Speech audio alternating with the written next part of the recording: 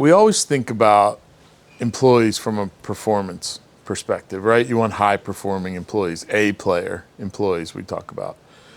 And obviously that's super important to have employees that perform at a high level and are highly talented.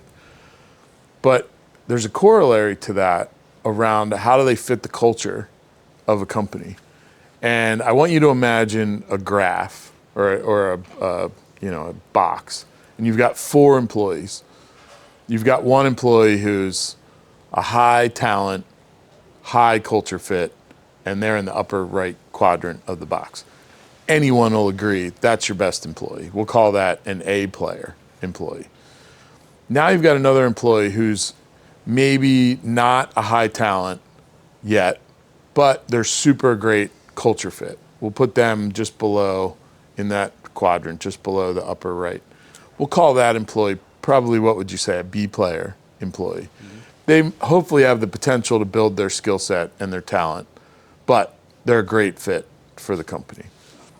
Now you come back across to the quadrant, low talent, low culture fit, right? They're terrible. Call that a C player employee. But above that one, you've got a high talent, like great sales or really good at like a very certain thing. They're very talented at what they do, but they're a low culture fit. They're a pain in the ass. They don't get along with everybody else. They distract people. They're the one everyone's like, we can't stand Joe or Sally or whoever it is. And I come to you and I say, okay, we have to cut one employee. Who are you going to cut? And 95 out of 100 times, people are like, well, obviously you're going to cut the low talent, low culture fit employee because they're not a great culture fit and they're not even producing. But remember, I said you can only cut one.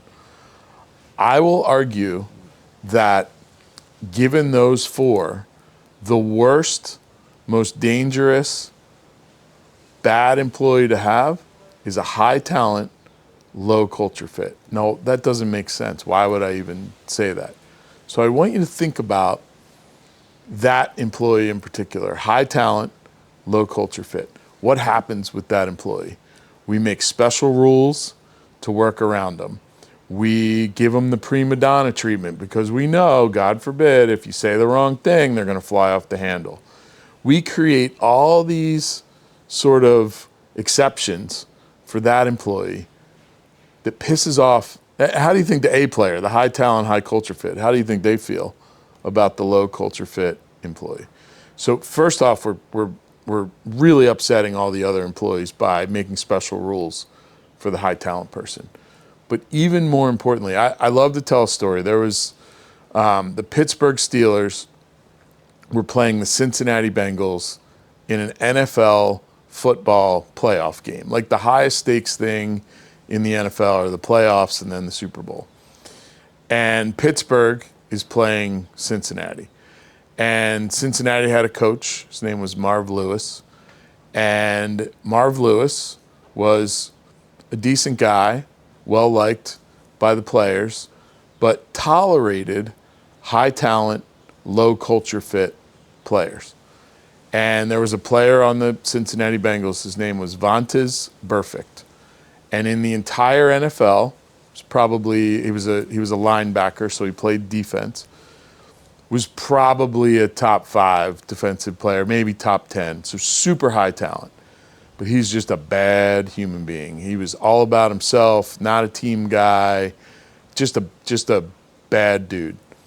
So Pittsburgh is losing the game, and it's the end of the game. They're down by 1 or 2, and the game's over. They're going to lose. And their quarterback, Ben Roethlisberger, had been hit in the shoulder, and they found out later had separated his shoulder, was pretty hurt. Couldn't throw the ball more than about 10 yards down the field. Pittsburgh's trying to drive down the field to kick a field goal to win the game, but there's no chance. Roethlisberger can't even throw it. So there's less than a couple minutes left in the game. The clock's winding down. It's over. Cincinnati's going to win. They're going to go on to the next round. Pittsburgh's going to lose and go home. So they run a play. Roethlisberger tries as hard as he can to throw it about 30 yards down the field, but the ball falls way short of the receiver. But Vontaze Burfict is on the field because he's a high talent. Now, he's a low culture fit, but he's on the field. Guess who's on the bench? All the low talent, low culture fit C players. They're sitting on the sidelines. They can't impact the outcome of the game. But Vontaze Burfict can. So what does he do? Because he's all about himself. He comes across the field, and the receiver is running that Roethlisberger's supposed to throw the ball to. The ball's not even close to him. Vontaze Burfict, with the crown of his helmet, hits the guy in the chin and knocks him out cold on the field. They throw a flag, 15-yard penalty. The hit was so egregious that players from both sides come out on the field to get into a conflict about it, which never happens. Happens in hockey. It happens in baseball. It never happens in football. It's not tolerated at all, but it happens. So 15-yard penalty for the hit, and here come the teams out on the field, coaches and players. One of the Cincinnati coaches who works for Marv Lewis, tolerates high talent, low culture fit. That's why this player, Vontaze Burfict, was on the field. One of the coaches pushes one of the Pittsburgh players. Another 15-yard penalty. There are so few ways in the NFL, in football, to get 30 yards in penalties on one play. It's virtually impossible, but it happens. And Pittsburgh, unable to move the football, they're going to lose the game, now gets 30 yards further down the field because of two high talent, low culture fit people on the Cincinnati side that were more about themselves than the team.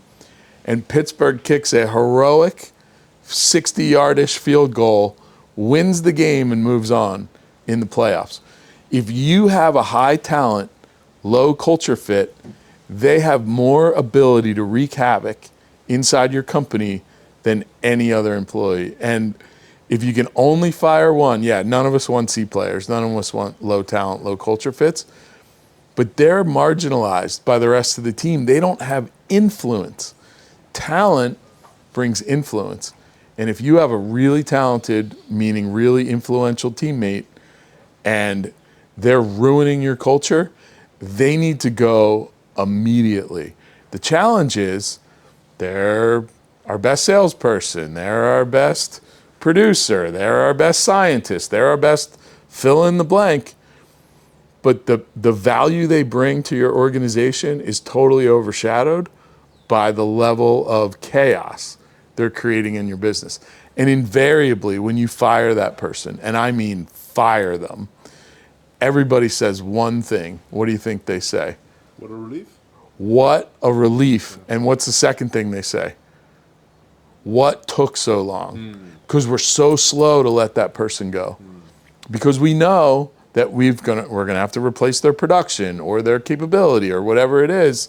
And it's painful to lose the talent, but the rest of the team will revel in the idea that you had the courage to lose the talent to get rid of the bad culture fit. So it's kind of a weird paradox in business.